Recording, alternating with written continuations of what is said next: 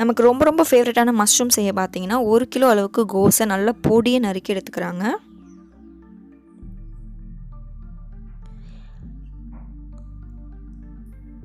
நல்லா எந்த அளவுக்கு நம்மளால் பொடி நறுக்க முடியுமோ அந்த அளவுக்கு நல்லா பொடியை நறுக்கி எடுத்துகிட்டு இது கூடவே பார்த்தீங்கன்னா ஒரு பாக்ஸ் அளவுக்கு மஷ்ரூமை எந்த ஷேப் வேணாலும் கட் பண்ணிக்கலாம். பெருசு பெருசாக போட்டாலும் சின்ன சின்னதாக போட்டாலும் வெந்துச்சுன்னா பார்த்தீங்கன்னா கரைஞ்சிரும். ஸோ வந்து இது எந்த ஷேப் வேணாலும் நீங்கள் வந்து கட் பண்ணிக்கலாம்னு சொல்கிறாங்க.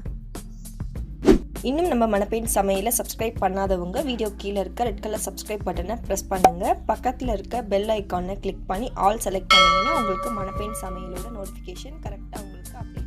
இப்போ கோஸ் மஷ்ரூம் நறுக்கி வச்சுருக்க பாத்திரத்தில் இஞ்சி, பச்சை மிளகாய், பூண்டு அது வந்து ஒரு 2 ஸ்பூன் அளவுக்கு நல்லா இடித்து சேர்த்துக்கிறாங்க. அப்புறம் தேவையான அளவு உப்பு சேர்த்துக்கிறாங்க. இது கூடவே பார்த்தீங்கன்னா தனியா வந்து ஒரு 2 ஸ்பூன் அளவுக்கு சேர்த்துக்கிறாங்க. கரம் மசாலா பார்த்தீங்கன்னா கரெக்டாக ஒரு 2 ஸ்பூன் அளவுக்கு சேர்த்துக்கிறாங்க.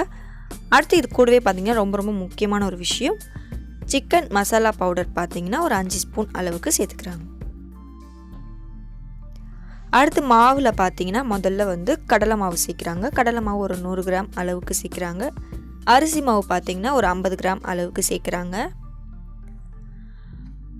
அடுத்து வந்து ரொம்ப முக்கியமான மாவு வந்து மைதா பார்த்தீங்கன்னா 1/4 கிலோ அளவுக்கு சேர்க்குறாங்க. 1 கிலோ கோஸ், 1 பாக்ஸ் மஷ்ரூமுக்கு 1/4 கிலோ அளவுக்கு மைதா. கலருக்கு சும்மா லைட்டாக வந்து கேசரி பவுடர் சேர்க்குறாங்க. இது வேண்டான்னா நீங்கள் வந்து விட்டுடலான்னு சொல்கிறாங்க. இப்போ நல்லா மிக்ஸ் பண்ணுறாங்க. இப்போ கொஞ்சம் கொஞ்சமாக தண்ணி விட்டு போண்டா மாவு பதத்துக்கு வந்து இந்த மாவை பிசைஞ்சு எடுக்கிறாங்க.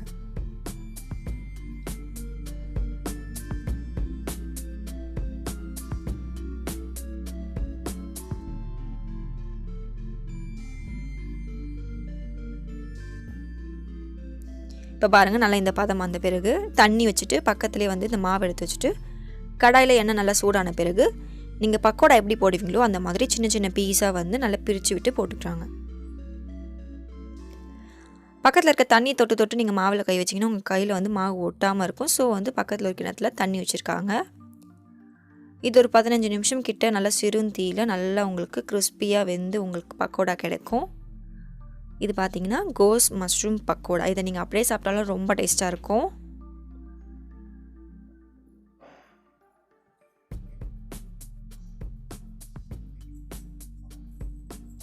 பார்த்தீங்கன்னா மொறுமொறுப்பு இருக்கான்னு செக் பண்ணிவிட்டு அதுக்கப்புறமேட்டு இதை வந்து எடுத்து ஆயில் வடிகட்டக்கூடிய பாத்திரத்தில் போட்டு நல்லா வடிகட்டி எடுத்து வைக்கிறாங்க.